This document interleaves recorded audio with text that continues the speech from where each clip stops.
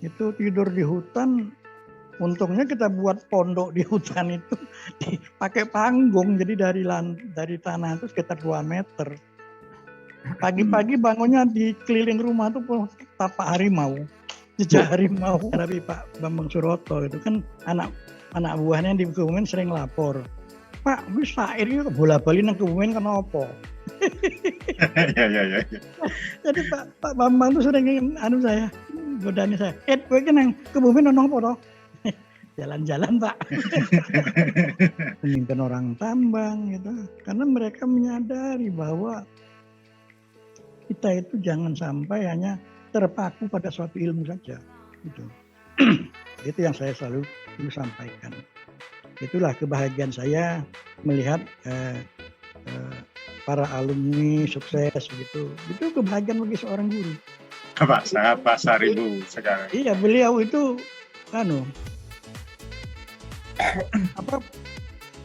bersungguh-sungguh namanya. Dulu pernah jadi asisten kita kan. Yang namanya guru itu biasanya anak murid yang diingat tuh yang beling, pintar sekali, paling pemalas. Nah itu biasanya itu yang diingat. Aduh, kaca minyak pecah dilempar oleh anak tambang. Saya ingat itu. Jadi pendekatan, jadi kebuntuan komunikasi. Saya pernah itu dengan Bu Sari waktu dia dekan di FTM. Kita lihat waktu di atas saya dengan Bu Sari di atas, ada mahasiswa tambang ramai di bawah. Saya dipanggil Bu Sari. Mas, itu loh, anak buahmu. Anak buahmu. Bu Sari yang itu, anak buahmu. Ngopo Bu? Bahkan kayak ngono. Jadi jangan mencap mahasiswa itu nakal segala itu. Karena saya orang nakal. Ada yang nakal ya? Ada, karena saya nakal dulu. Jadi untuk kepengurusan yang akan datang, saya sarankan ya seperti kata Alino itu benar itu, ya sebagian benar. Jadi baiknya di Jakarta orang-orang yang berdomisili Jakarta dan bukan orang perguruan tinggi. Anak nakal banget bahasa Melayu ya. Aku buang kalian ke Jawa. Jadi bayangan Jawa pun jauh waktu itu. Buang kalian ke Jawa. Benar, yang terbuang ke Jawa ini kami berdua. Saya sama kakak saya yang ada di Suronatan. Ini yang bahaya. Jadi nanti kalau punya ibu itu istilah Melayu itu mulutnya masin. Apa yang dia ucapkan terjadi. Jadi hati-hati dalam mengucapkan sesuatu. Dari pengalaman inilah. Jadi ceritanya mengapa kok kami berdua yang terbuang ke Jawa ini. Kakak saya tahun 59, saya tahun 60. Sampai sekarang.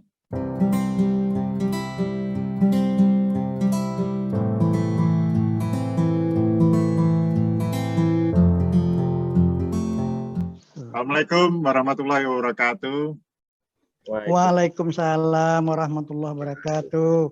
Pak Said, Mas Andi, selamat datang di podcast Ikata 98. Ngoseoh atau ngobrol seko adoh ini Pak Said. Jadi Ikata 98 gara-gara ini COVID. Ya, karena pandemi kita nggak bisa menemui satu persatu dari senior-senior. Ya, ada hikmahnya dipermudah kita dengan teknologi.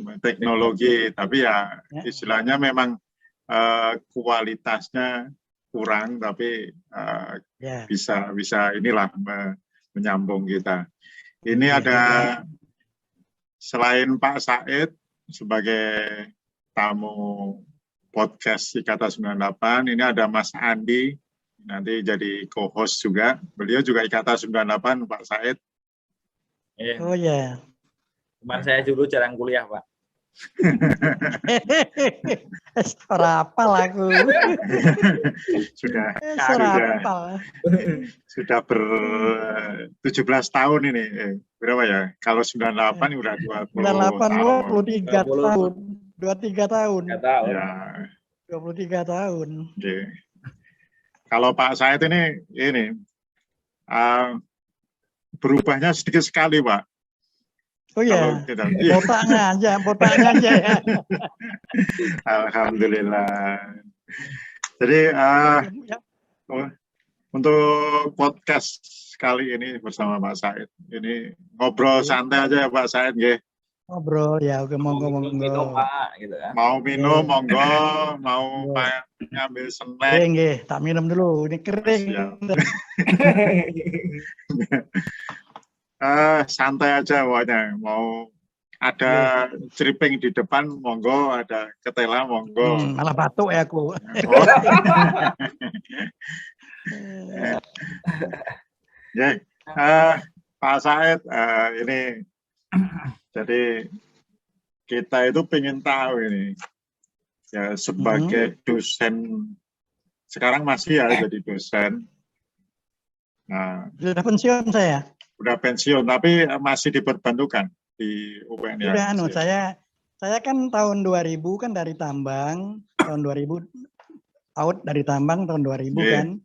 2000 di tambang out, saya diterima diminta di magister. Terus di magister sama di TL, teknik lingkungan.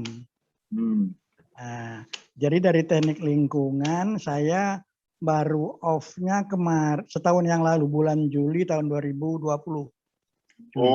Awal pandemi malah ya? Iya, karena saya udah nggak nyaman begitu loh. Masa nguji sarjana pakai Zoom online, pakai Zoom gitu, nggak nyaman rasanya. Nggak ada seninya. Mau mulainya juga ini udah lama nggak nyentuh ini kayaknya. Iya, aku piye arep di sarjana kok jarak jauh padha kursus tak ngono wae. Nah, itu akhirnya saya mengundurkan diri. Jadi baru setahun mengundurkan diri ini. Yang betul-betul free saya, betul-betul free. Jadi nikmatnya hidup sekarang saya nikmati main dengan cucu. Alhamdulillah. Iya, itu. Nikmat rasanya. Kita sebenarnya pengen lebih tahu dari awalnya ini. Dari boleh. background sebelum kuliah dulu itu background dari Atu ini sebenarnya dari keluarga apa? Dari keluarga TNI atau sipil atau pengajar juga gitu. Kalau backgroundnya. Jadi saya itu saya tuh dilahirkan 1943. 43 ya? 43. Jadi sekarang udah 78. Jadi besok Selasa itu pas ulang tahun 78. Alhamdulillah. Ini ya, ulang tahun. Berarti podcast ini menyambut ulang tahun saya. Terima kasih sekali. Siap. Jadi 43 itu bapak ya almarhum itu zaman Belanda, dia adalah kepala polisi di Kecamatan Lingga waktu itu. Kepala polisi. Lingga itu mana? Mohon maaf Pak. Kecamatan Lingga itu Kepulauan Riau bagian selatan yang Singkep. Nah, Singkep itu masuk Lingga. Singkep. Nah, Timah itu. Ghost town-nya Indonesia. Nah, jadi di sana saya dilahirkan dan 43. Jadi orang tua saya itu kemudian 1946 orang tua saya, bapak saya itu dia sebagai pejuang punya anak buah gitu loh, menyerang pos Belanda, tetapi anak buah ini nggak sabar, belum ada komando udah nyerang dulu. Jadi ada 12 orang itu disikat sama Belanda, mati semua. Itu yang berada di Taman Makam Pahlawan Singkep, Dabo Singkep itu. Oh, di Singkep ya. Sedangkan bapak saya ditangkap, masuk penjara di Cipinang. Oh, dibawa ke Jakarta? Bawa ke Jakarta, Cipinang, di sana. Kemana termasuk politik kaum Republikan kan. Jadi, nah akhirnya kan ibu saya kan single factor, single parents kan. Padahal waktu itu kami ada 5 orang itu. 5 orang, saya nomor 6 gitu. Adik saya kakak saya nomor 3 meninggal juga waktu bapak enggak itu. Kemudian adik saya yang bawah saya juga meninggal pada waktu bapak nggak ada. Jadi kami tinggal 5 itu yang dianukan oleh ibu itu. Sampai bapak itu keluar dari penjara Belanda waktu penyerahan kedaulatan 1949. 49 ya. Kedaulatan Ya, dari Waktu Jepang. peralihan Jepang nggak ikut. Nah, itu disingkap. Itu waktu jadi pada waktu 46 itu kan penyerahan kedaulatan dari Belanda dari Belanda ke Jepang. proklamasi kan Jepang Ya. sebelumnya Jepang menyerahkan kepada pemerintah Indonesia. Nah di situ kan Belanda nyusup masuk sebagai mendompleng gitu. Mendompleng. Jadi dari Singapura itu kapal perang Belanda, kapal Inggris mendompleng di sana, Belanda ikut gitu. Ya. Ini menurut sejarah orang tua saya, jadi bapak saya tahun 1949 itu dari ayah Cipinang balik ke Singkep. keluar, nggak ke Singkep. Jadi kami 49 itu dibawa karena masih ada keluarga di Tembilahan di Riau Daratan. Oh, Riau. Jadi Riau Daratan di Tembilahan. Jadi sampai 49 kan berada di Tembilahan. Jadi waktu Tembilahan itulah saya merasakan bagaimana waktu itu masih berumur ya 5 tahun, 4 tahun, 5 tahun lah gitu kan. Ngungsi ke hutan segala itu dikejar-kejar Belanda. Karena tahu bahwa bapak itu kan kaum Republikan. Jadi kita dikejar terus keluarganya oleh Belanda. Sampai yang terkenang saya itu waktu kita ngungsi di hutan itu, saya waktu itu sekitar umur 5 tahun ya, itu tidur di hutan. Untungnya kita buat pondok di hutan itu pakai panggung, jadi dari tanah itu sekitar 2 meter. Pagi-pagi bangunnya di keliling rumah itu tapak harimau, jejak harimau. Riau, ya harimau Riau ya, Sumatera ya, harimau itu Sumatera. yang buat waktu untung kita rumah kita tinggi deh. Itu sama bapak itu ya, di hutan itu? Enggak, bapak saya kan ditahan Belanda. Oh, masih ditahan. Saya kan di Belanda itu. Itu berarti pada masa agresi militer ya, Pak Said ya? Iya. Ya udah masa agresi militer. Nah, waktu ngungsi itu setelah itu yang kejadian pertama, tapi dari sana karena masih anak-anak ya anak-anak maklum aja yang namanya anak senangnya berenang, jadi berenang di dalam sungai, ada sungai kecil itu. Tapi ya dari sana kita dapat penghasilan apa? Karena hobi berenang itu dapat nangkap ikan bersama kakak. Jadi tiap hari cari ikan di sungai.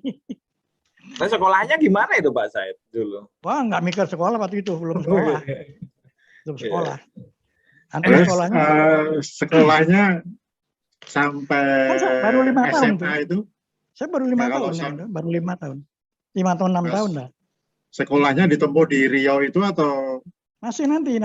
Dia setelah zaman kemerdekaan. Jadi dari sana terus kita waktu ayah keluar dari penjara itu, penjara Belanda, langsung ke Tanjung Pinang tahun Maret 50 itu kita ibu bersama kami berlima itu nyusul ke Tanjung Pinang. Dipakkan pada waktu zaman Belanda juga mantan kepala polisi. Jadi pada waktu kemerdekaan dia diserahi tugas juga sebagai pejabat kepala polisi di Tanjung Pinang. Tapi nggak lama. Jadi setelah itu beliau diangkat sebagai camat di Tanjung Pinang. Tanjung Pinang. Tapi nggak lama juga Tanjung Pinang. Hanya sekitar 1 tahun lah, 1 tahun. Nah itu saya masih TK waktu itu. Iya. Saya ingat masih TK. Saya masuk sekolah waktu itu diantar ayah, itu yang saya ingat. Diantar ayah naik sepeda ke sekolah. Terus pindah jadi camat di Tanjung Uban, di Bintan Utara. Nah di situ itu kan SPPM di Tanjung Uban itu kan pusatnya pusat bunkernya minyak SPPM. Standar Vakum Petroleum Maskapai punya Belanda itu. Jadi di sana terdapat Perbedaan kehidupan yang luar biasa antara pegawai SPM dengan masyarakat biasa itu bumi dengan langit. Kalau pejabatnya tuh, pejabatnya yang dari pemerintah, Ya mengikuti aturan pejabat pemerintah itu kan tidak seperti sekarang. Kalau dulu kan mikir itu bagaimana apa yang bisa saya serahkan kepada republik ini, ya, bukan nggak mikir apa yang saya peroleh dari republik. Beda dengan sekarang kan. Sekarang kan apa yang saya peroleh dari republik ini. Nggak mikir apa yang bisa saya sumbangkan untuk republik ini. Gitu. Jadi kalau Gitu. hidup sama bapak sama ibu ini lebih banyak langsung sama Atu ini di Riau itu atau bergeser di luar Riau? Saya di Riau sampai dengan tahun 60. Oh, 60. Tahun 60. Jadi tahun sudah 60. umur sekitaran 15 tahun ya? 17 ya. Jadi waktu saya tamat SMP di Tanjung Balai Karimun, jadi kan Pak Camat itu pindah-pindah. Dari Senayang, dari Tanjung Pinang, Tanjung Uban, Senayang, pindah ke Tanjung Balai Karimun, sampai SMP Tanjung Balai Karimun. Nah itu baru saya tahun 60 itu ke Jogja. Jadi di Jogja kakak saya sudah sekolah di Jogja waktu itu dia dan cuma waktu saya di ini juga di Ketandan juga kuliahnya kakaknya. Enggak, dia kuliahnya di Kato itu kan zaman tahun 60, dia 60 selesainya 62 selesai 63 dia masuk UGM waktu itu di Fakultas Sastra. Dulu itu kan geografi dengan sastra itu gabung jadi satu. Nah, itu di mana di Yudonegaran Jogja kampusnya. Pak Said dulu di Jogja itu datangin kakak gitu ya untuk sekolah ke sana gitu. Datang sendiri, berangkat dari sana sendiri. Ya, maksudnya udah ada kakak di Jogja. Udah gitu. ada kakak di Jogja. Dia kosnya waktu itu di Suronatan. Oke. Gitu. Udah langsung ngejar kuliah atau masih SMP, SMA? Dari SMP ke SMA. Oke. Kan 60 saya tamat SMP. Oh, Tapi SMP. Karena waktu itu di Riau, kepulauan dengan Riau daratan kan masih jadi satu. Jadi di Riau itu kita ujiannya di Tanjung Balai Karimun, tapi pekerjaan koreksi lain segala di Bakang Indragiri. Kita nggak tahu kapan kita pengumuman lulusnya, nggak tahu. Nah, padahal bagaimana mau sekolah. Jadi kita, ya saya termasuk orang nekat aja. Berangkat bulan Juli 60, berangkat ke Jogja, nggak tahu, nggak pegang bawa ijazah, lulus atau nggak tahu pokoknya. Jadi Jogja sekolah di mana pertama? Belum mikir sekolah waktu itu. Sampai Jogja itu baru kakak saya yang satu lagi, kakak saya nomor 2, itu carikan sekolah, akhirnya ya sekolah-sekolah negeri kan pada tutup. Akhirnya dapat swasta namanya SMA Nusantara di Dagen dulu. Udah bang, tutup sekarang nggak ada. Ada bangkainya juga nggak ada. Sejarahnya sudah nggak ada juga. Jadi itu tahun 60, tapi ya maklum tahun 60 itu ya waktu itu Kepulauan Riau uangnya masih dolar, Mas. Uangnya masih dolar uangnya. Jadi kita dengan Singapura uangnya masih dolar, jadi dolar Singapura. Jadi saya ke Jogja itu dikirim orang tua itu 1 bulan 700.000. 700 rupiah. 700 rupiah. Rupiah Indonesia. Oh, bukan dolar ya? Bukan. Itu kesulitan dari sana mau masuk ke Indonesia, ke Jogja bawa uang rupiah nggak boleh waktu itu. Mesti ditangkap. Beda sekarang kan uang sebagai dagangan. Dulu enggak. Yeah. Uang itu sebagai alat tukar. Itu zaman itu. Jadi ya karena sebagai gambaran aja ya, tahun 60 itu beras itu 1 kilo masih 4 rupiah. 4 masih rupiah. Ingat saya? Bukan rupiah. sen ya, bukan 4 sen. Bukan Rp4. 4 rupiah. Jadi saya dapat Rp700 per bulan. Berarti kan luar Minum biasa dulu nggak banyak. apa-apa. Minum dulu tuh. Kita minum dulu. Minum dulu. Iya, kita juga minum ini. Biar nggak kering. Itu. Jadi ya romantikanya gitulah waktu itu. Jadi akhirnya karena kebanyakan uang sekolahnya nggak bener. Tapi posisi itu sudah langsung SMA ya? Langsung datang ke Jogja itu SMA? SMA, Oh, SMA, masuk SMA. Ya, ya. Tapi SMA-an nggak pernah sekolah. Kenapa kok nggak pernah sekolah itu kenapa? Nggak minat kok saya. Nggak minat sekolah atau nggak minat sekolahnya? Nggak minat ke SMA. Oh. Saya bercita-cita pada waktu tahun 54, waktu saya sunat. Jadi Bapak Senah tuh lagi ke Senayang. Itu saya disunatkan di Singkep waktu itu. Waktu itu peresmian Singkep dari Belanda yang meresmikan wakil presiden Muhammad Atta. Nah, waktu itulah saya karena Bapak Camat jadi harus datang ke sana.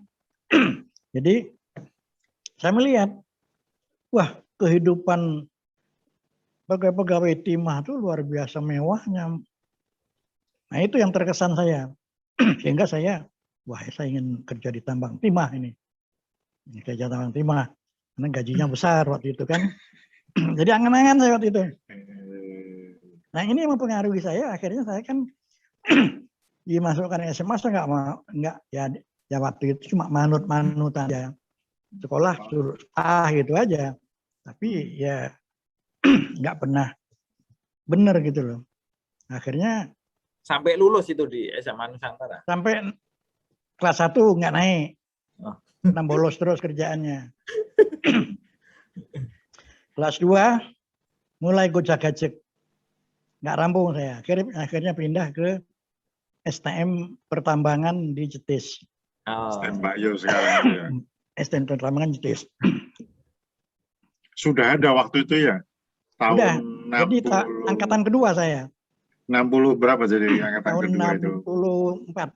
64. Walaupun apa namanya sekarang di Jetis malah udah nggak ada pertambangannya. Ada. Nah itu jadi kan itu cikal bakalnya STM Pembangunan. Iya. Nah jadi STM Pembangunan. Pecah ya, dipisah ya. Dipisah. Gitu. Jadi geologi tambang menjadi STM Pembangunan waktu itu. Tapi setelah saya lulus dari STM. Jadi niatnya di situ itu sudah tambang lah. Kerja di tambang, duitnya besar gitu ya. Itu. Ya. Terus tapi dulu udah kepikiran kan SMA bisa langsung kuliah, Pak Said. Pas nggak mikir pokoknya. Pokoknya yang cepat mau ditambang gimana ya? Iya. Ingin. Tapi begitu selesai tamat STM, waduh, kok waktu STM saya kan praktek STM kan, praktek.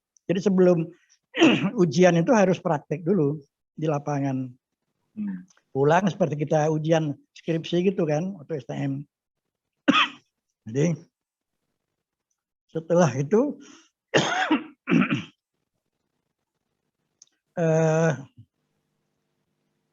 apa itu STM? Oh ya, nama STM. Kenapa langsung masuk? 67. belum.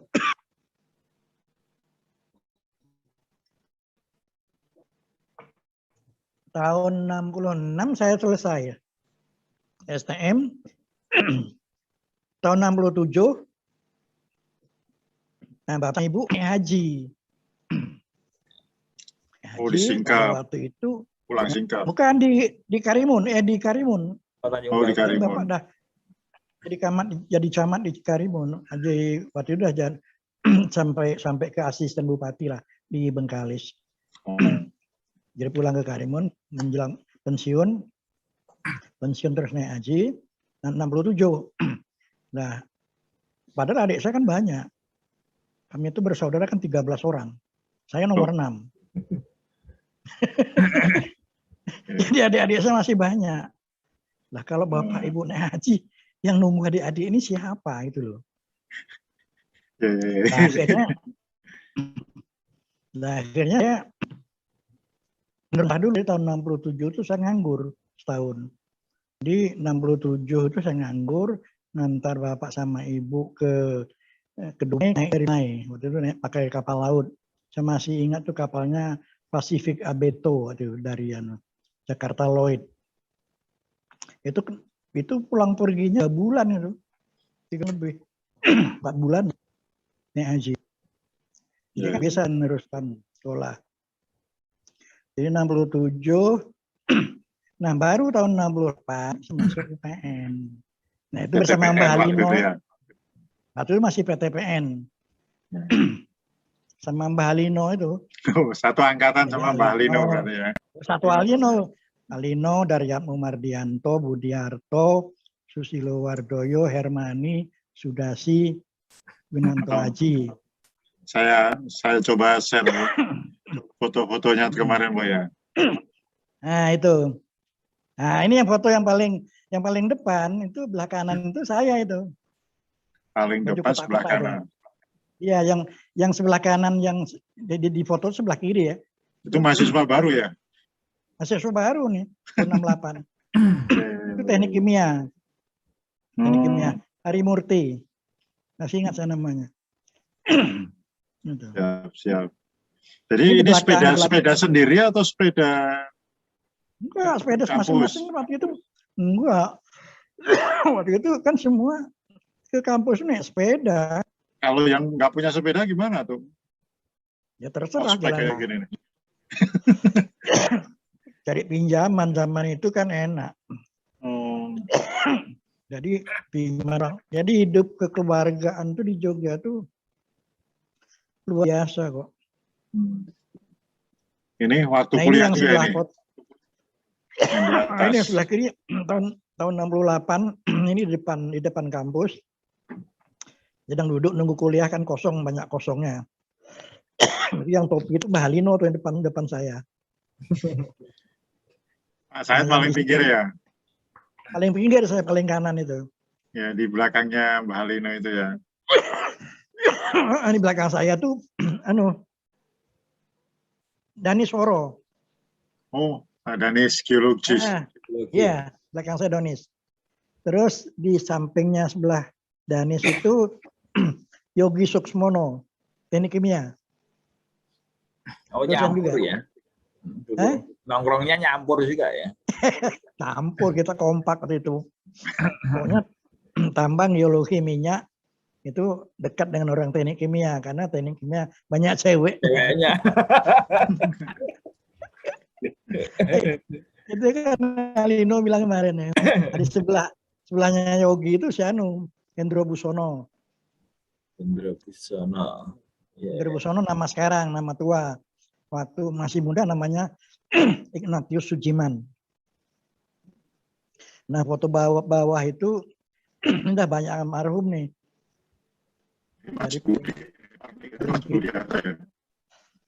Paling kiri Budiarto, terus Surono udah meninggal. Surono tuh di Batan tadi, yang Badan Tenaga Atom. Terus saya, terus di samping saya itu Melwani, anak Palembang, Curup, juga udah meninggal. Terus sebelahnya Pak Haryoto, sebelahnya Pak Lajiman, sebelahnya lagi almarhum siapa? Pak Wikanto. Yang paling kanan tuh si siapa? Supardi. Supardi yang kemarin ada cerita Mbah Halino sukses ya. Dia kan tadinya Departemen Pertambangan. Ya. Jadi itulah masuk 68. Oh, ini 68 semua ini ya? 68 semua. Tahun 68. Nah, ini kelihatan boy sekali nih. Ini masih kuliah juga ini. Yang mana? Foto yang mana? Yang duduk atau yang duduk berdiri? sama yang berdiri nih. Kayaknya Yang seumuran aja berdiri nih. ini, yang berdiri ini saya waktu itu habis selesai sidang nih. Habis selesai sidang sarjana. Pakai dasi ya kelihatan. Iya, jam 7:30 malam itu. di Bandung ini atau? Di Babarsari.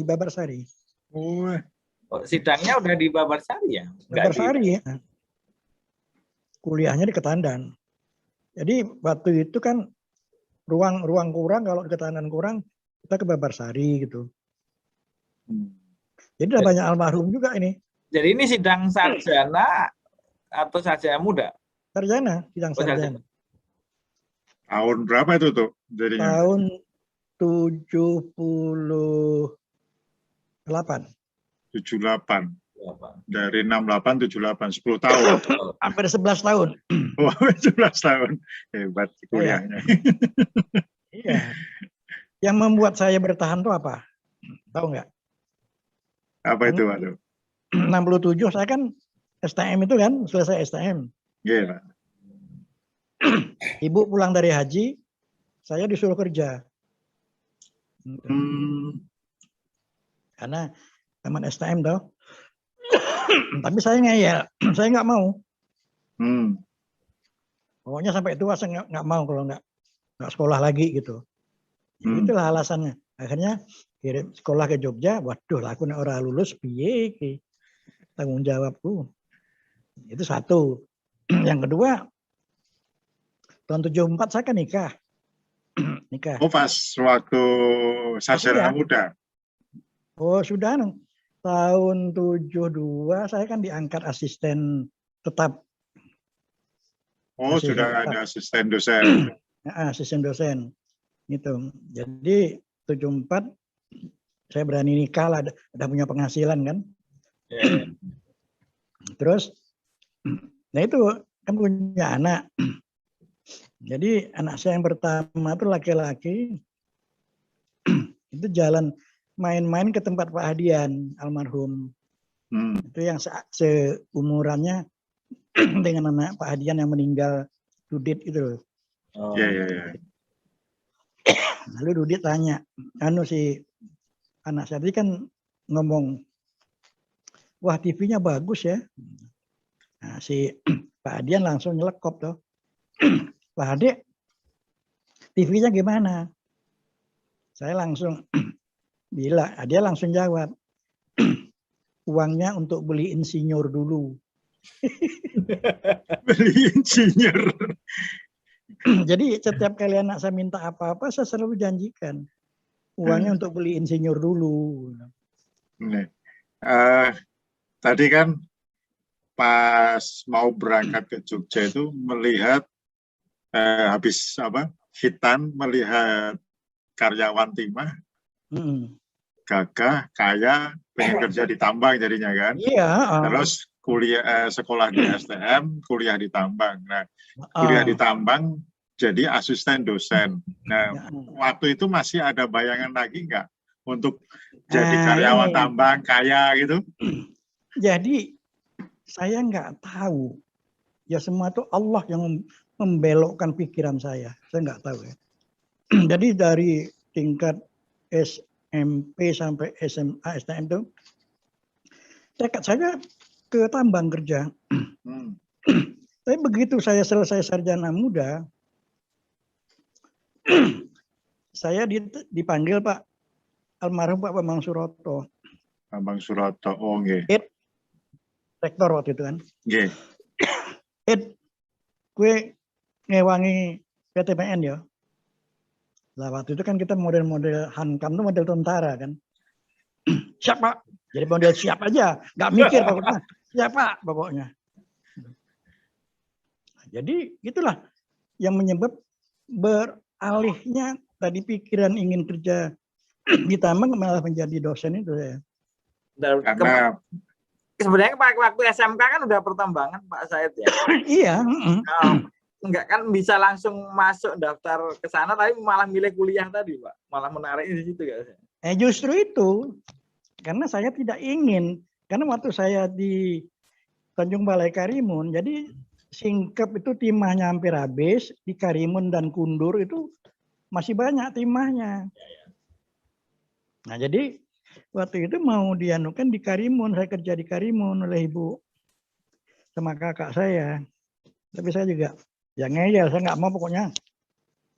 Lihat pokoknya harus jadi insinyur pokoknya. Itu. Tapi beralih kok dari profesi tambang malah jadi profesi guru gitu loh. Orang tua merestui nggak itu? Jadi guru, jadi dosen ini? Saya kebetulan orang tua itu terserah anak gitu aja. Jadi orang tua nggak pernah ikut campur. Cuma beri motivasi saja. Siap. Jadi nggak pernah bapak saya, ibu saya nggak pernah. Pokoknya kamu yang betul aja sekolahnya, pokoknya bagaimana caranya harus selesai gitu.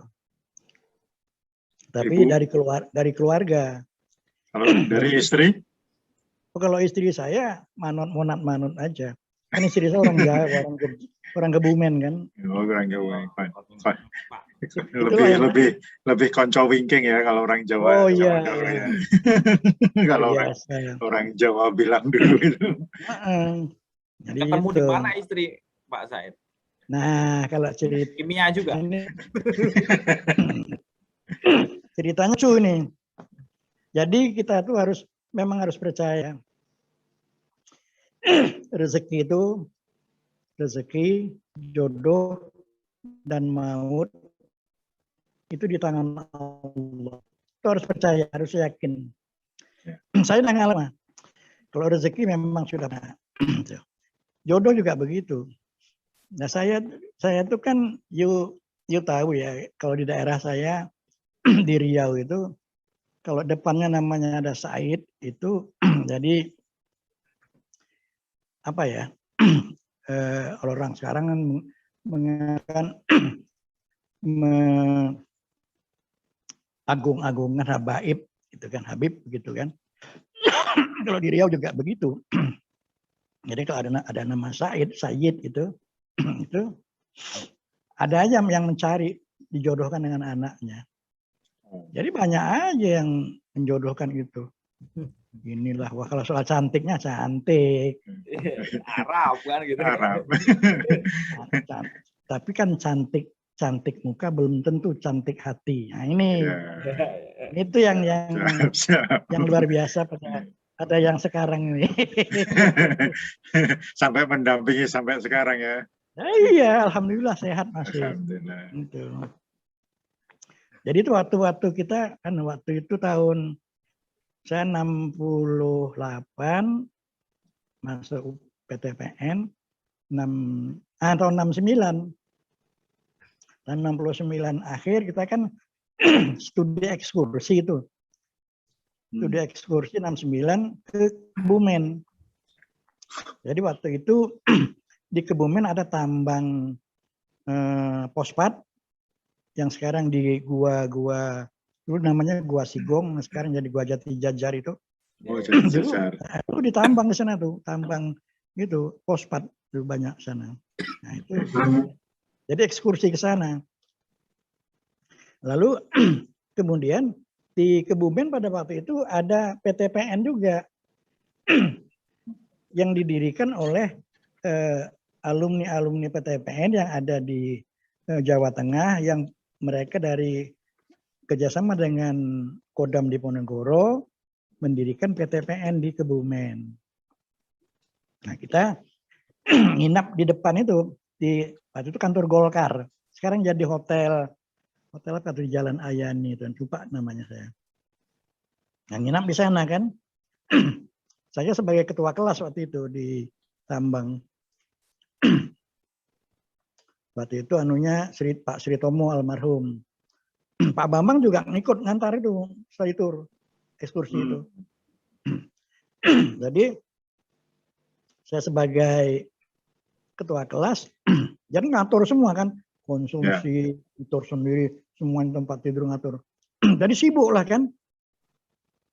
Saya sih jam 7 malam, jam setengah 7 habis maghrib itu, sibuk ngurus makanan itu, persiapan. Karena lihat teman-teman saya kok pada kemana kok hilang nih. Ngomel-ngomel saya kan. Rupa-rupanya mereka duduk di depan kampus PTPN itu nggodani cewek di depan seberang jalan. Ada rumah di situ ya. Wah, masa kan ngomel-ngomel marah saya. Nakut semua, cuma goda jarak jauh. Datangin dong, saya bilang. Datangin, masa goda jarak jauh seperti orang liar aja. Datangin baik-baik, saya bilang. Ini lihat, enggak? Saya datang. Ngintil 7 orang ikut saya. 7 orang. Nah itulah awal kenalan dengan ibu saya. Tapi yang lebih lucu lagi satu, saya kan waktu itu besoknya kan pulang ke Jogja. Kita waktu itu dari asrama itu, dari PTPN itu pulang, kita naik kereta api di stasiun Kebumen. Jadi kereta itu cuma show of force gitu, seperti menunjukkan di PTPN gitu kan, pakaian seragam waktu itu. Nah jadi saya waktu itu komandan, siap, gerak, maju, jalan. Baru berapa langkah jalan, kok lali urung 2 alamat ya. Jenenge lali alamatnya durung. Pasukan jalan, saya lari balik kanan minta minta nama. Teman-teman tuh dari Anmo sama Alino Sudasi, Boinanto, kurang ajar komandan, kurang ajar kan. Waduh kan melaku deh balik golek alamat. Asu. Nah, bukannya dia tinggal di depan itu, Pak? Apa? Apanya? Nggak tinggal di depan itu, enggak? Rumahnya? Iya, di depan, benar, di depan rumah itu yang saya bilang itu kalian cuma goda jarak aja, datangin dong, saya bilang. Oh iya, kalau dulu kan nulis surat ya, Pak. Pakai surat, kantor pos dulu. Alamat lengkap. Iya. Nggak ada nomor HP.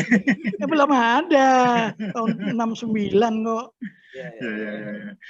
Jadi siapa itu nama perempuan yang langsung jatuh hati itu namanya siapa ini? Untuk namanya sekarang yang jadi pendamping saya sampai sekarang ini. Ya, namanya siapa itu? Namanya Jenti. Jadi sebenarnya itu keturunan Pakistan, bapaknya keturunan Pakistan, ibunya Jawa. Pakistan, Jawa. Jadi Jenti itu sebenarnya bahasa Pakistan, harusnya artinya Janatun.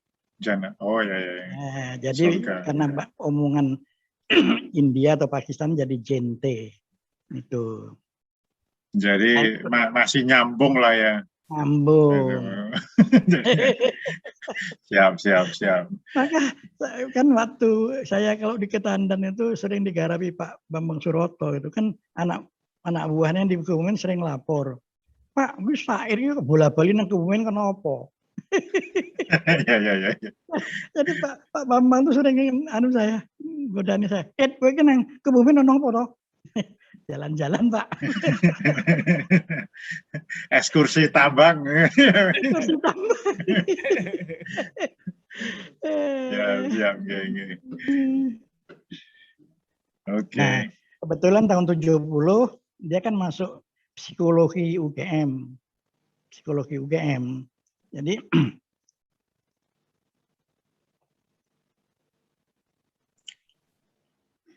psikologi UGM. Ya, jadi mulai berlanjut lah. Setelah dia di Jogja berlanjut. Jadi ya kebetulan dapat orang Jawa ini ya. Satu prihatin, yang kedua motivator. Jadi saya kalau apel tuh kalau nggak bawa buku pelajaran nggak boleh datang. Nah. Jadi apel sambil belajar. Waduh, lagi celoko ini.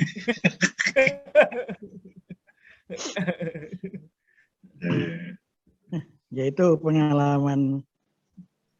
Jadi lulus kan 78 itu langsung jadi dosen atau seperti gimana ya jadinya?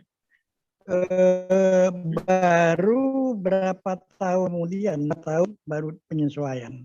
Diangkat ya. Jadi saya waktu itu kan pembimbing saya almarhum Pak Mulhim. Pokoknya malaikatnya tambang tuh. Pak Mulhim. Jadi kalau mereka yang pernah dibimbing beliau itu pasti terkesan. Orangnya sebenarnya maksudnya bagus ya. Cuma kadang-kadang, nah ini foto Pak Mulhim tuh yang duduk bertandang yang nomor 3 dari kiri. Yang bawa kertas ya? Yang mana? Oh iya yang pegang kertas, pegang map itu. Itu Pak Mulhim tuh. Kacamata.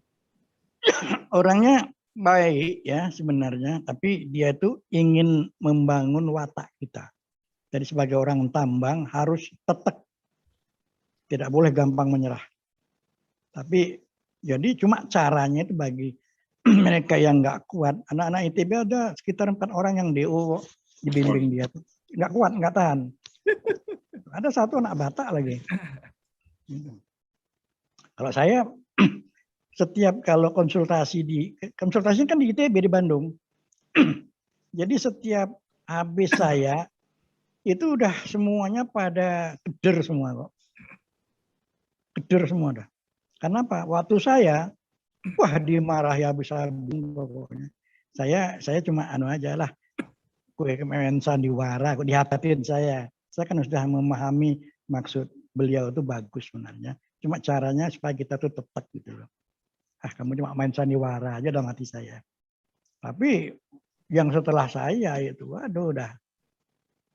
Mereka pada ngeri masuknya. Lucu lah pokoknya. Tapi memang membangun watak tambang yang berani. Beliau tuh. Ya nyatanya saya, walaupun saya di Plokoto ke istilah Jawanya, begitu lulus saya jadi asisten beliau, disuruh megang pelajaran dia. Evaluasi tambang itu kan tadinya pelajaran beliau. Itu yang anunya. Jadi yang saya jadi dosen tadi pertama tahun 72, diangkat jadi asisten, tahun 71 selesai sarjana muda, Pak Bambang tadi. Itu kemudian tahun 76 godaan lagi ini, Mas. Godaan apa lagi nih? Jadi waktu saya skripsi di Karimun Granit, peledakan, saya ditawarin oleh direkturnya orang New Zealand, McLellan, untuk kerja di sana. Yuk selesaikan, nanti kita biaya semua, nanti yuk kerja di sini. Kembali ke sini. Itu menggoda sekali ya? Iya, gajinya 25 kali gaji saya sebagai asisten di... Nah, itu sedangkan cita-cita waktu pas hitan itu ya? Iya. Waduh lagi. Tapi saya cuma berpikir begini, ini setan menggoda. Saya hanya berpikir begini.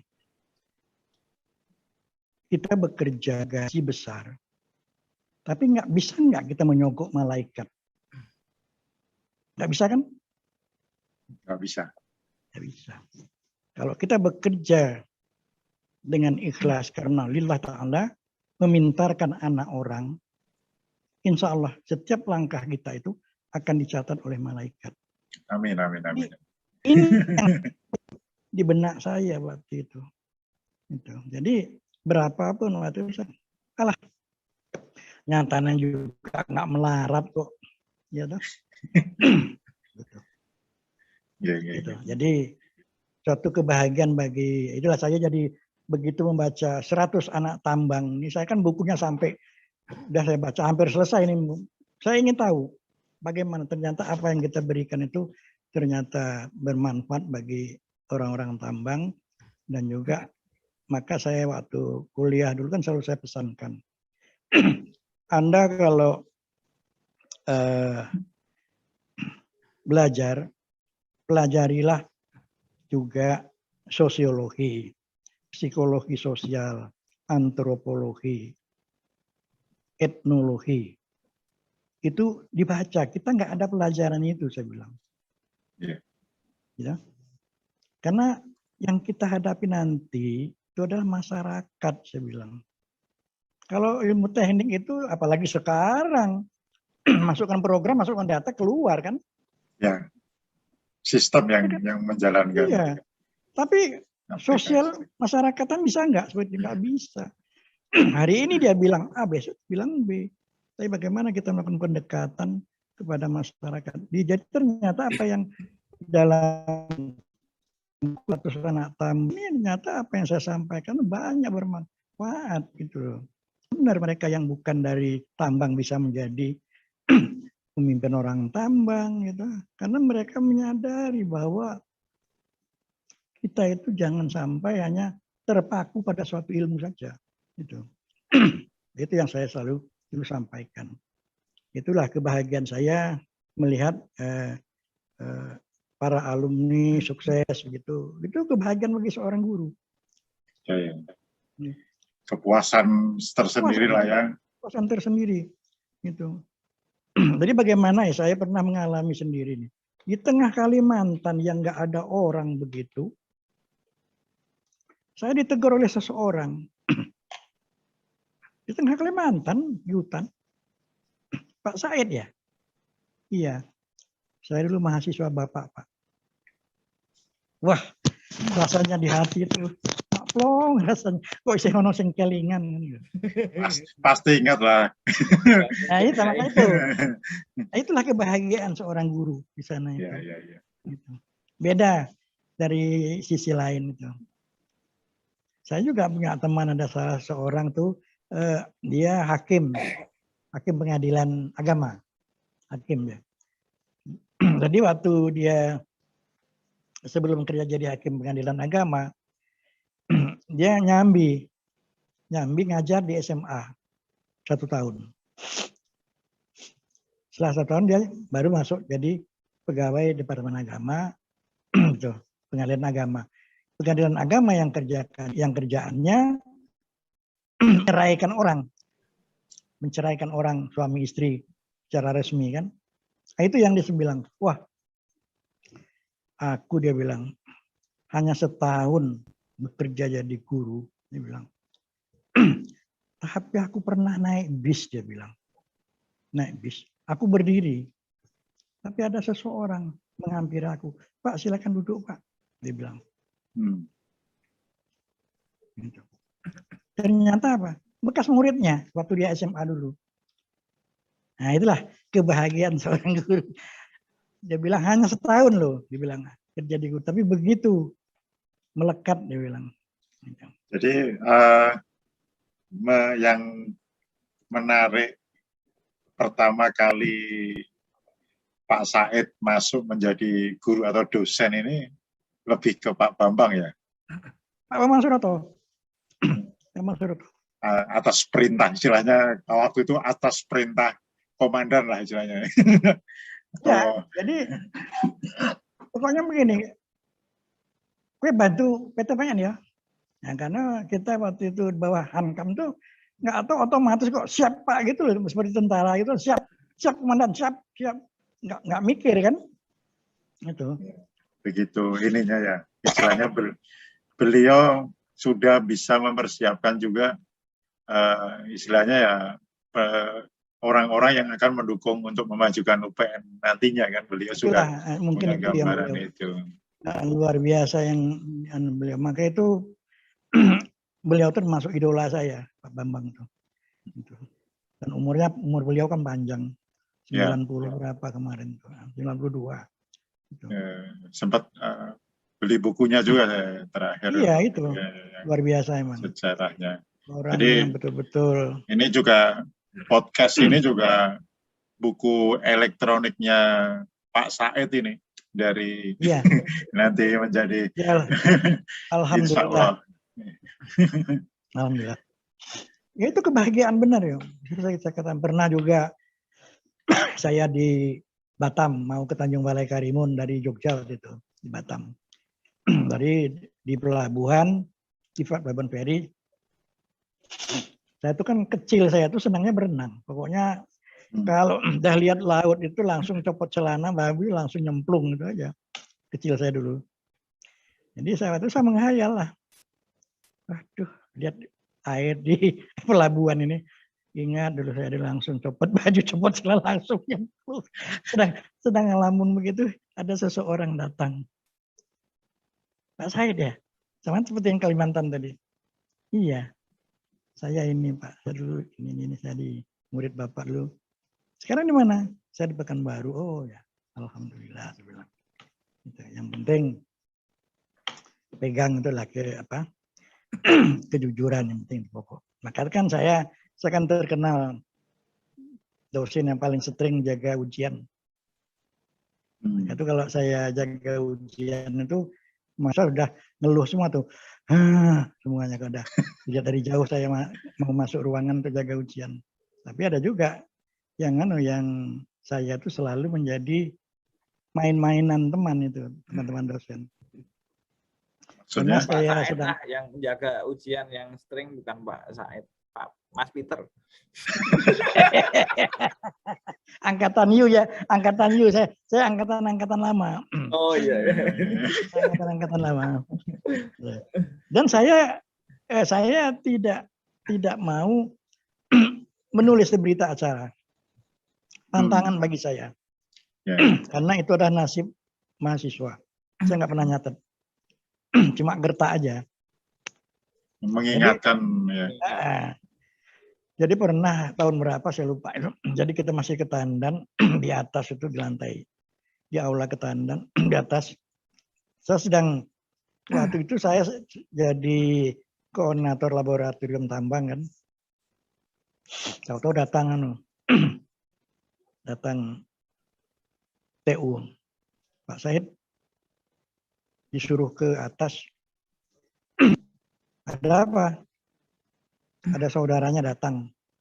Nah, saya merasa saudara datang kan udah jauh-jauh datang kan masa ditemani gitu loh.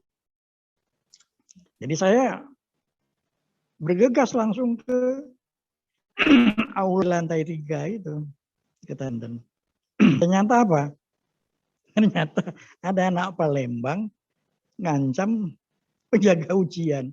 Dah almarhum beliau, saya sebutkan. Ngancam. Saya diberitahu itu mau dipukul oleh mahasiswa itu. Oh, saya kira ada apa.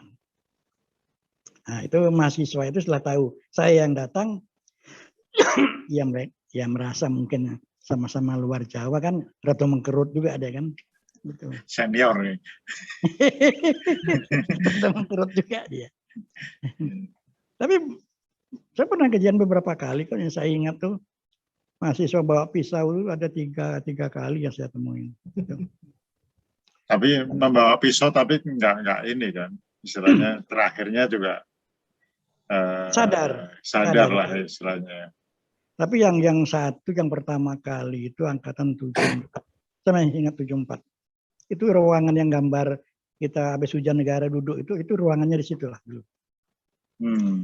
Angkatan 74. Jadi dia waktu itu sekretaris fakultas, waktu masih nama fakultas, sekretaris fakultas almarhum Bapak Ngatijan waktu itu. Diancam oleh seseorang mahasiswa. Didatangin ke rumah, bawa pisau. Anak Palembang. Bapak pisau. Beliau lari lewat pintu belakang. Gitu. Saya diberitahu. Besoknya anak itu udah nunggu di kampus. Jadi sebelum sekretaris datang, dia udah ada di kampus. Tahu dia, saya panggil. Saya ajak duduk, diskusi di ruang tamu, di ruang fakultas. Masalahnya apa? Saya tanya. Gitu. Jadi saya pendekatan pribadi lah begitu. Humanis lah ya. Humanis lah. Masalahnya apa? Gini. Oh iya. Enggak sulit saya bilang. Kamu nanti di DO ini akan dikasih surat, saya bilang. Kamu akan melanjutkan ke perguruan tinggi mana yang sudah lulus itu kan dianggap tidak perlu kamu ikuti lagi. Gitu. Jadi tidak susah sebenarnya. Jadi sekolah itu bukan segala-galanya, saya bilang. Kamu pernah tahu nggak? Pernah naik bis dari Pekanbaru ke Padang? Tahu Pak? Pernah. Pernah tahu bis Batang Arau katanya. Tahu? Kamu tahu nggak yang punya itu siapa? Nggak tahu. Orang buta huruf, saya bilang. Buta huruf dia. Dia nggak sarjana. Ya bisa usaha. Nah itu saya bilang. Gitu. Jadi bagaimana kamu jangan sampai bertindak seperti itu, Mbak.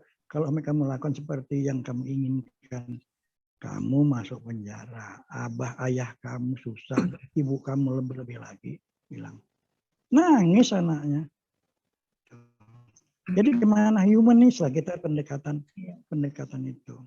Tidak ada istilahnya anak yang bodoh itu tidak ada. Nggak ada. Pokoknya kalau sudah jadi mahasiswa itu pasti pinter. Cuma tinggal bagaimana itu polanya. Nah itu ada satu. Nggak usah saya sebut tapi ini ya nggak boleh disebut nama. Ada seseorang. Saya kan sebagai dosen wali. Ya. Saya lihat dulu zaman saya, dulu zaman namanya dosen wali, betul-betul wali wakil orang tua di kampus. Seperti itu. Jadi saya buka file dia semester 1 sampai dengan semester 6 nilainya AB. Ya, begitu masuk semester 7 nilainya CDE. Waduh. Saya ini anaknya ada apa ini? Nah, ada apa nih? Saya panggil.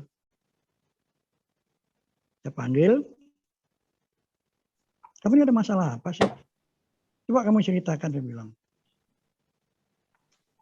Gak mau cerita. Diam. Ya udah, terserah saya bilang. Saya tunggu. Kamu harus ngomong. Ternyata apa?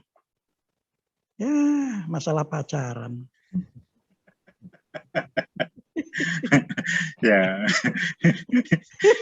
Anak muda berarti ya. Iya. Anak muda.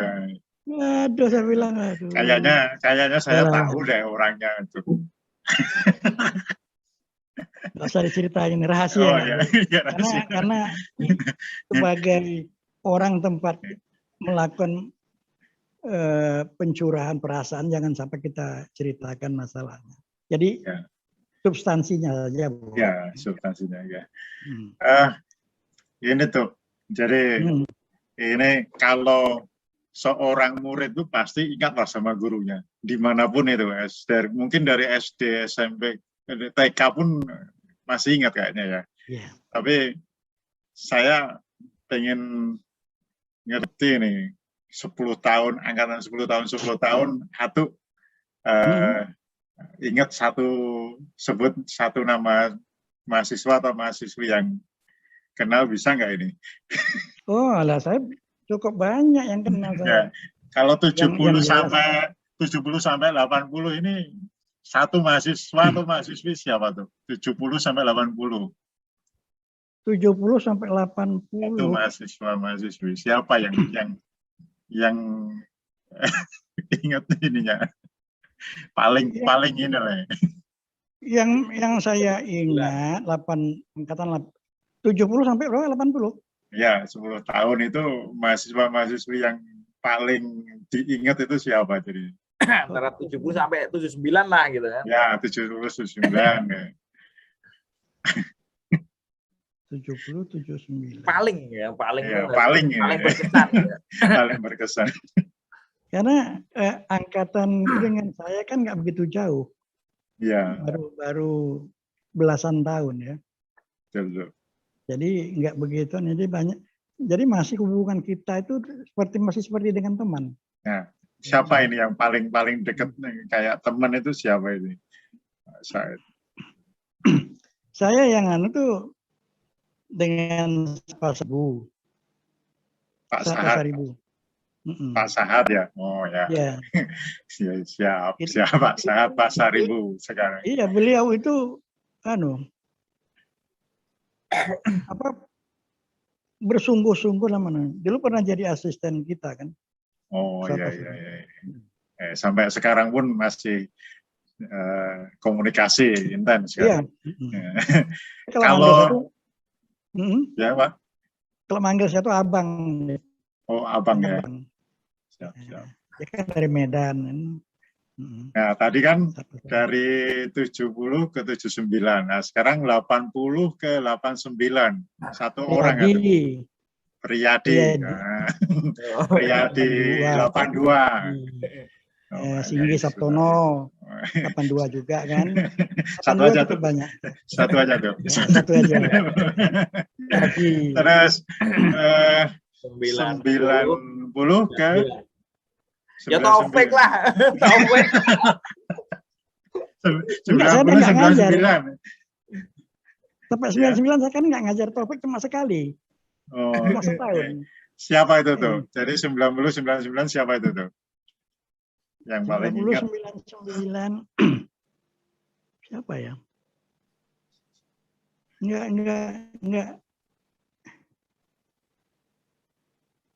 begitu ingat saya. Oke. Kalau yang jelas itu seperti Ega itu 86 ya. 86. Ega.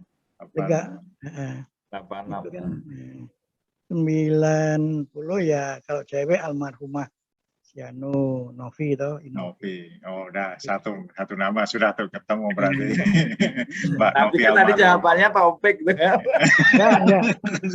Saya malah enggak itu selalu kalau Taufik itu mesti tiap laporan Bu Wawong ke saya. Pak Said, anakmu anggar kuliah turu wae. Wah, ini.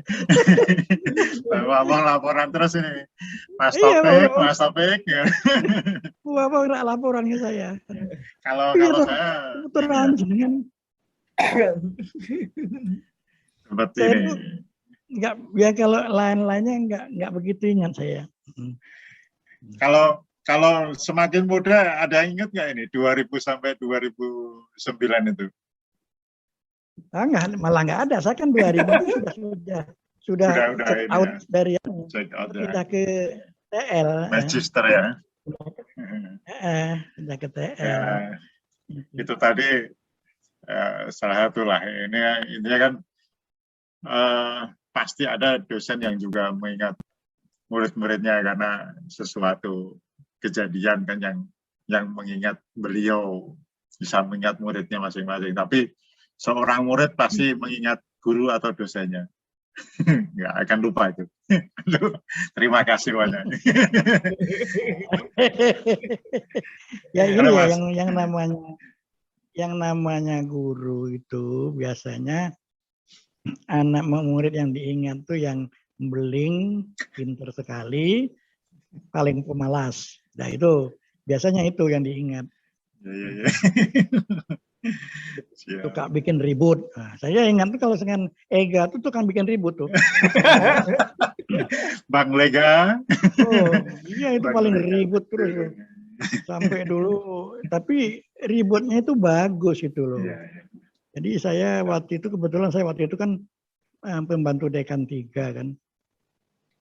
Jadi saya mendukung kegiatan-kegiatan mereka itu. Tapi karena mereka bergerak membawa nama UN, tidak boleh gitu loh. Harus dari universitas. Nah, saya waktu itu ya pasang badan saya sebagai PD3 waktu itu ya nggak bisa dong. Ini kan juga membawa nama alma mater saya bilang. Gitu. Jadi ya ribut itu. Itu yang dengan Ega yang saya ingat tuh. Waktu itu kebetulan saya sebagai PD pembantu dekan 3. Nah waktu saya pembantu dekan 3,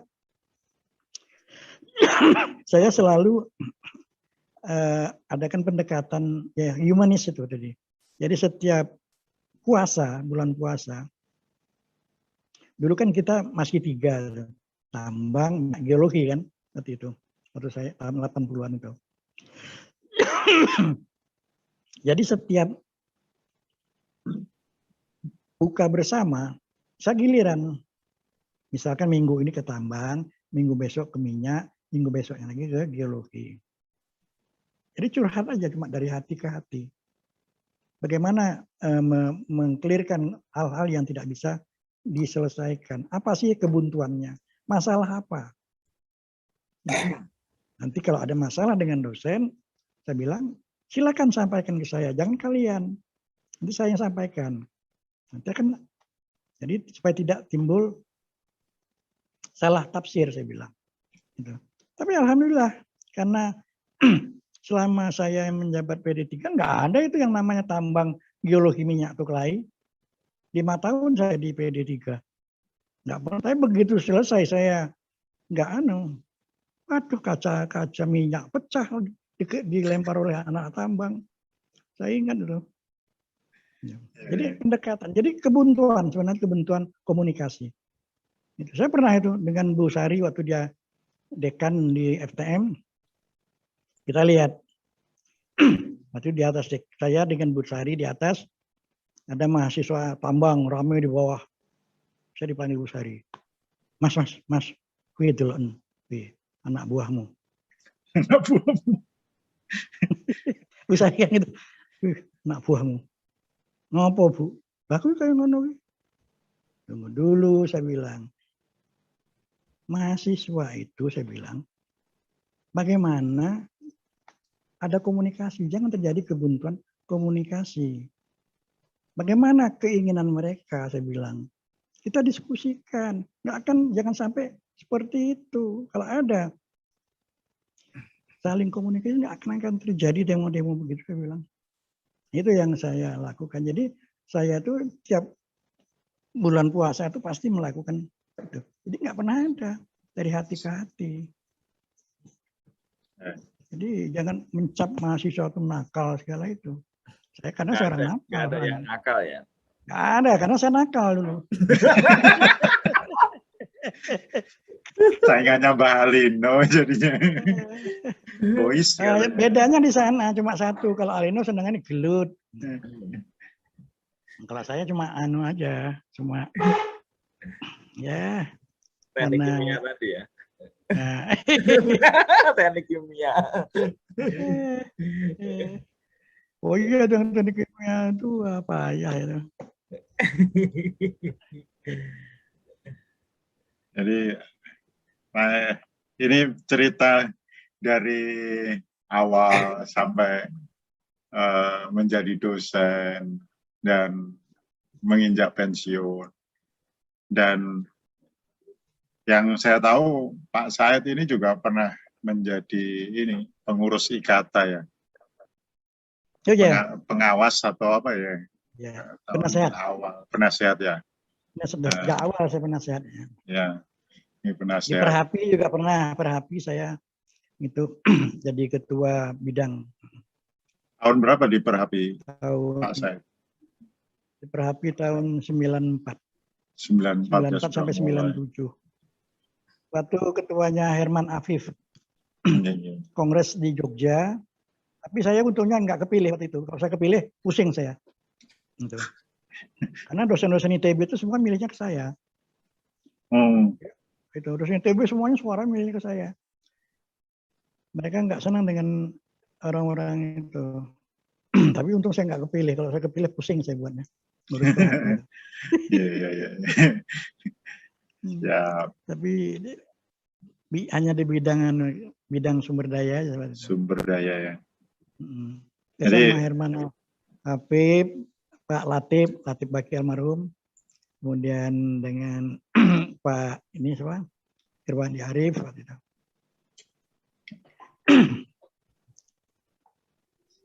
Memang kalau yang namanya organisasi profesi, namanya juga profesi ya, profesi pertambangan itu jangan dipegang oleh orang universitas harusnya. Harus orang yang profesinya di bidang pertambangan juga. Seperti Herman Afif kan orang pertambang juga dia, bisnis batu bara. Dari ini ya berarti dari praktisi lah ya. Iya, praktisi. Bukan akademisi. Akademisi itu ya satu sisi dia tidak sebebas orang praktisi kan, bebas karena dia terikat kepada aturan-aturan instansinya kan. Gitu. Untuk organisasi ini ya, organisasi yang praktisi memang kan, organisasi seperti Perhapi. Kalau mengenai organisasi seperti IKATA ini seperti apa? Kalau ya sama ya. Sama. Jangan dipegang oleh perguruan tinggi lah. Orang perguruan tinggi itu terikat kepada, jadi apa ya? Terikat kepada tidak sebebas mereka yang di luar. Itu. Coba bayangkan, apalagi sekarang dia harus rapat di Jakarta misalkan. Sedangkan dia harus kuliah juga, memberi kuliah. Nanti apakah harus disuruh tugaskan ke asisten terus? Nanti akhirnya jadi tulisan-tulisan di koran, nanti macam-macam. Dosen aja nggak pernah ngasih kuliah. Gitu. Kan nggak benar juga kan. Mahasiswanya seneng kosong. Mahasiswa yang nggak maju ya seneng itu. Tapi kalau mahasiswanya ingin maju ya ingin memperoleh yang lebih kan.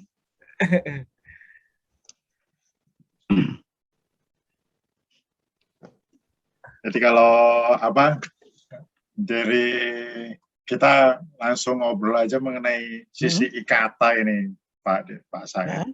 Gimana? Nah, pernah menjadi penasehat. Nah, dalam posisi penasehat itu waktu IKATA mulai dari pengurusan pertama sampai sekarang ini perjalanannya, kalau dari sisi Pak Said itu seperti apa sih IKATA ini? Seperti apa gitu? Jadi kalau saya lihat IKATA itu mulai maju betul-betul dikenal oleh dunia pertambangan dan dikenal oleh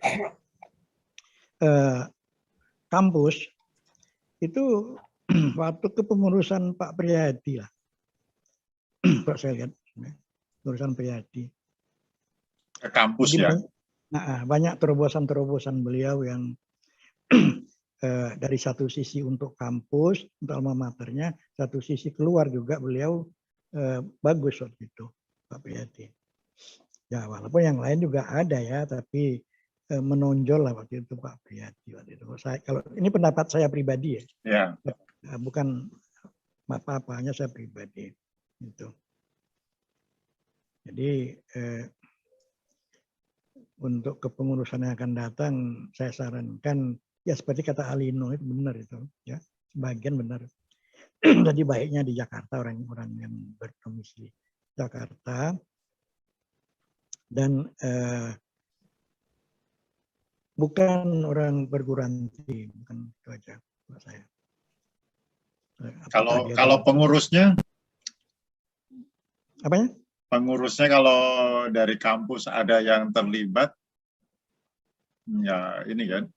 Ya memang keterlibatan, tapi jangan sebagai pengambil keputusan. Ya. Iya.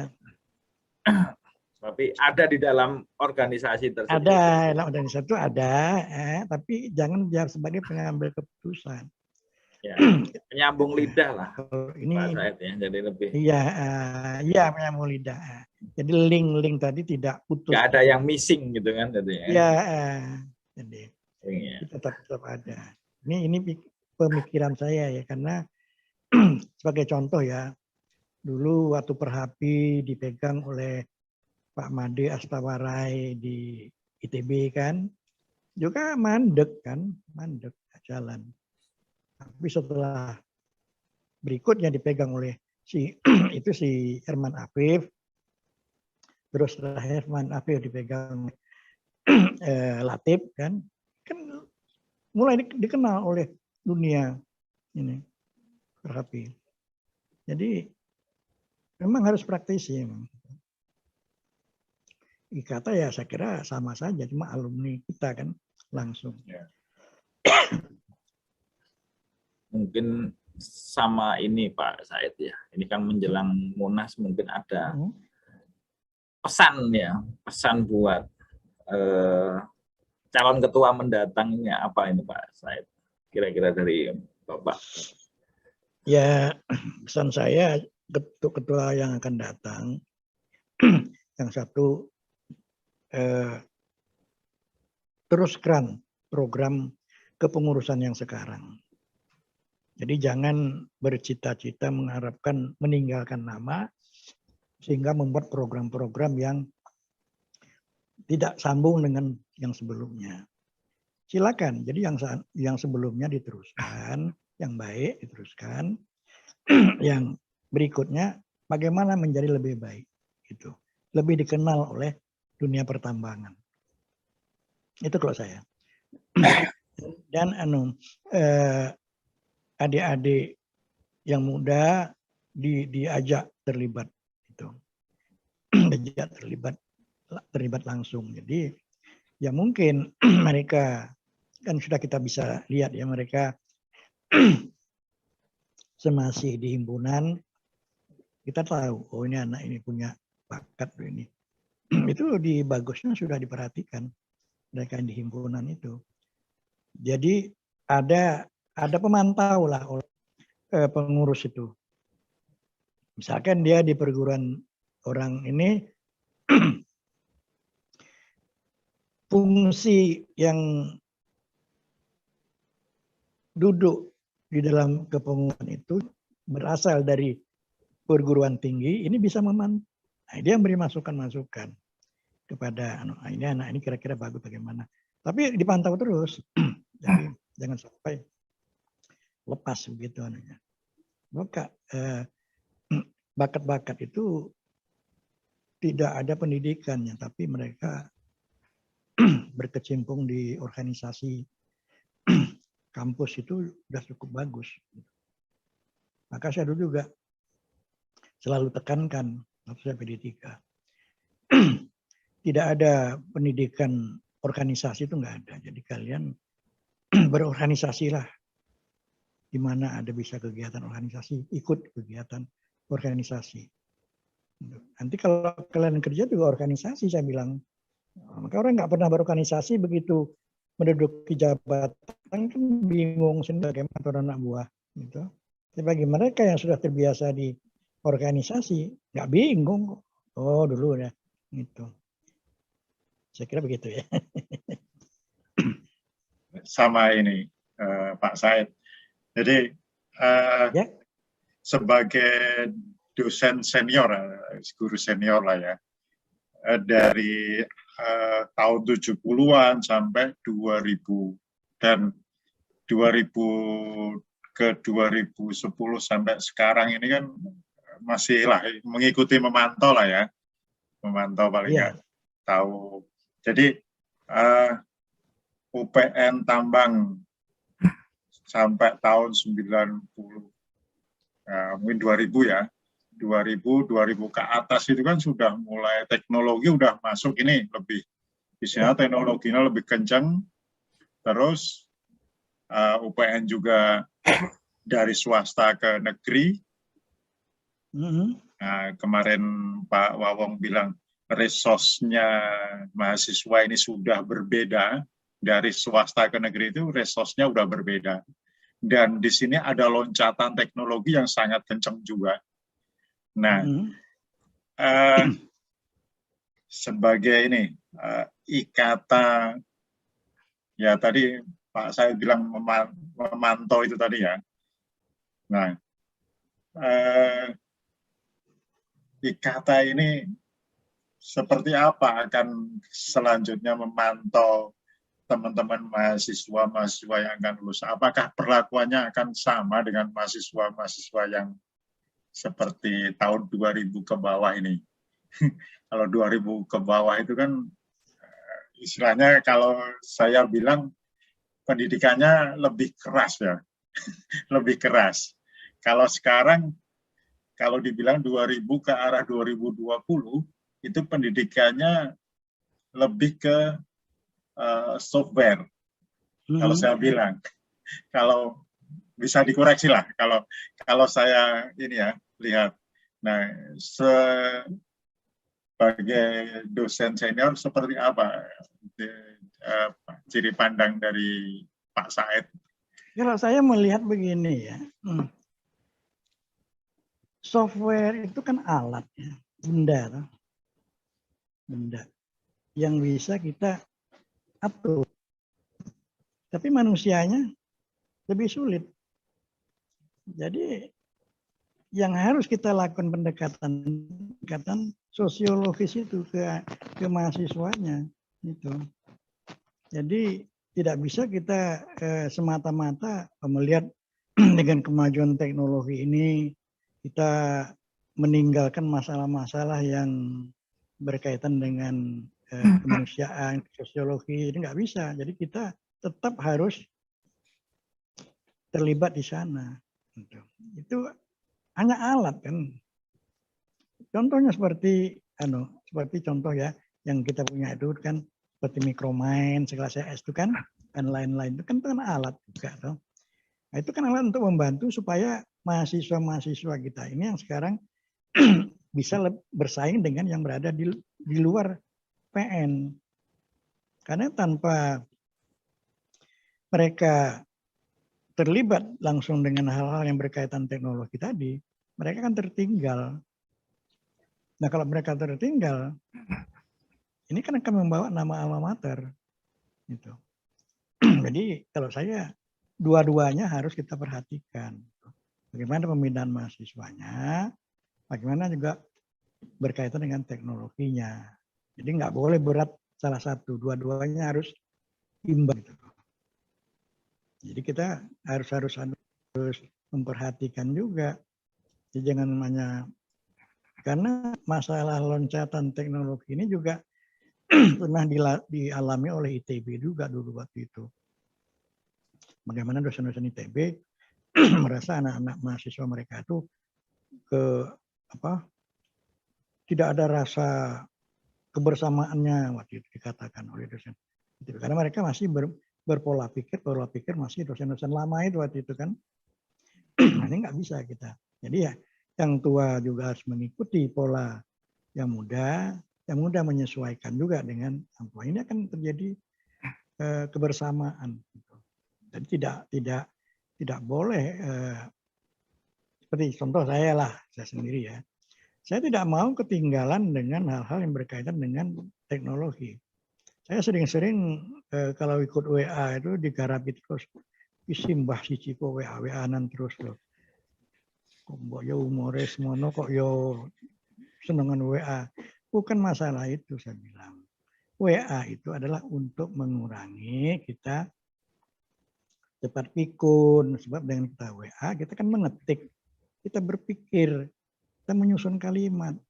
Ya. Itu. Ambil positifnya ya. Ambil positifnya.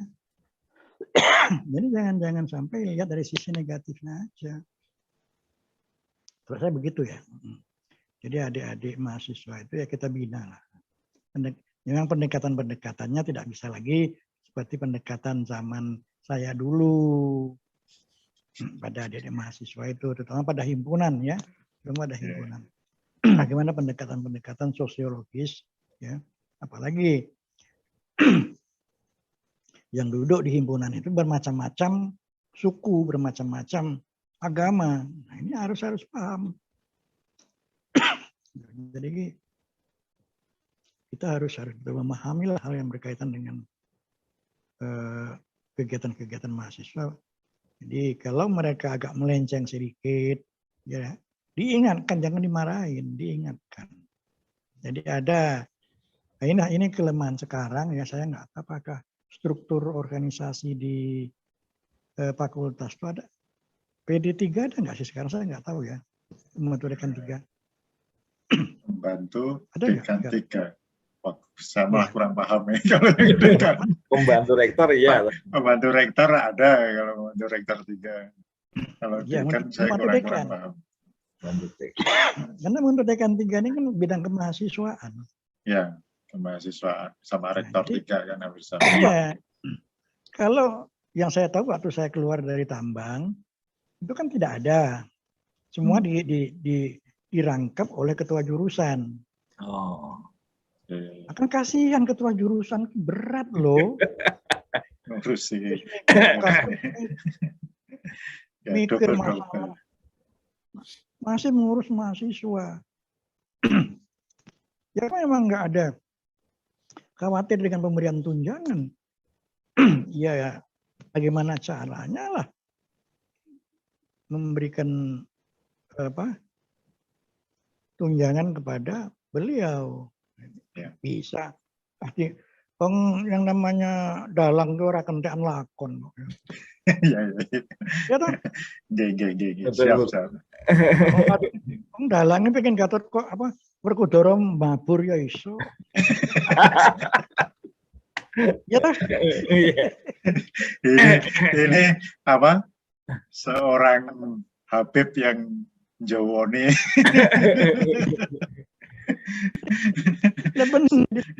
Pak Said Fadilah Alatas kan, tapi Jawani ya. Loh, ini datang ke rumah saya, pintu saya ukirannya Werkudara kok. Kenapa? Werkudara kan sifatnya belak-belakan apa adanya, nggak mau saudara salah ya diantem pokoknya. Dia berpihak pada kebenaran. Berarti historinya jadi lahir diri di inilah ya Kepulauan Riau Singkep, tapi kayaknya tuanya di tanah ininya Jogja. Tanah hidupnya itu di Jogja ya. Jadi orang Jawa istilahnya kan. Nah ini ada ceritanya loh. Ada ceritanya. Moga Pak. Jadi waktu saya SR dulu sekarang SD ya. Sekolah rakyat. Nah, saya waktu itu kelas berapa ya? Kelas 4. Kelas 4. Kakak saya kelas 5. Ya, saya ini sok berlagak jagoan dulu. Jadi karena saya dulu memang waktu kecil tuh jadi bolang, bocah petualang. Ini senangnya main di hutan itu. Bawa pisau, main pisau. Pokoknya pisau itu mainan sehari-hari. Sama kakak saya juga begitu. Nah, suatu saat pembawaan di luar ini terbawa ke rumah. Kami kedua kelahi. Kelahi pakai pisau. Kelahi pakai pisau ya. Berdua. Pisau, ya. Lah ibu saya kan marah luar biasa waktu itu. Ya. Sampai ibu bilang, itu saya masih di Senayang Lingga, di Lingga. Ibu bilang, anak nakal banget. Bahasa Melayu ya. Aku buang kalian ke Jawa. Jadi bayangan Jawa itu kan jauh waktu itu. Buang kalian ke Jawa. Benar, yang terbuang ke Jawa ini kami berdua. Saya sama kakak saya yang ada di Suronatan. Berarti istilahnya ibu itu doanya memang. Nah, ini yang bahaya. Jadi nanti kalau punya istri itu ibu itu istilah Melayu itu mulutnya masin. Apa yang dia ucapkan terjadi. Jadi hati-hati dalam mengucapkan sesuatu. Dari pengalaman inilah. Jadi ceritanya mengapa kok kami berdua yang terbuang ke Jawa ini. Kakak saya tahun 59, saya tahun 60. Sampai sekarang. Jadi bayangkan 60 sampai sekarang berapa tahun udah? 61 tahun. 61 tahun. Iya. Oke. Monggo, Mas Sandi atau saya yang. Jadi mungkin terima kasih banget ini Pak Said udah nemeni kita di malam hari ini. Ya nanti yang nonton mungkin bisa siang, pagi, sore gitu kan. Cuman untuk take-nya kita malam ini kita udah mengambil waktu istirahatnya Pak Said nih. Nggak apa-apa gitu. Kehormatan kami Angkatan 98 sudah. Oh ya, pesan untuk 98 sukses selalu. Amin. Terima kasih Pak. Doane atau pangestune orang Jawa. Amin. Harapannya ya kita di saat ini dengan kondisi pandemi ya tetap berinovasi untuk bisa menjembatani lah gitu kan, karena bagus sekali ya. Kondisi seperti ini ya udahlah kita mencoba dengan hal ini gitu kan. Ya walaupun nanti kita akan bersinergi juga tetap ke IKATA. Ya mudah-mudahan Ya. besok Munas IKATA itu pandemi sudah nggak ada. Amin. Amin, amin. Jadi Kangen ngobrol sama Atu langsung ya. bisa reuni kita kan. Iya. Mudah-mudahan.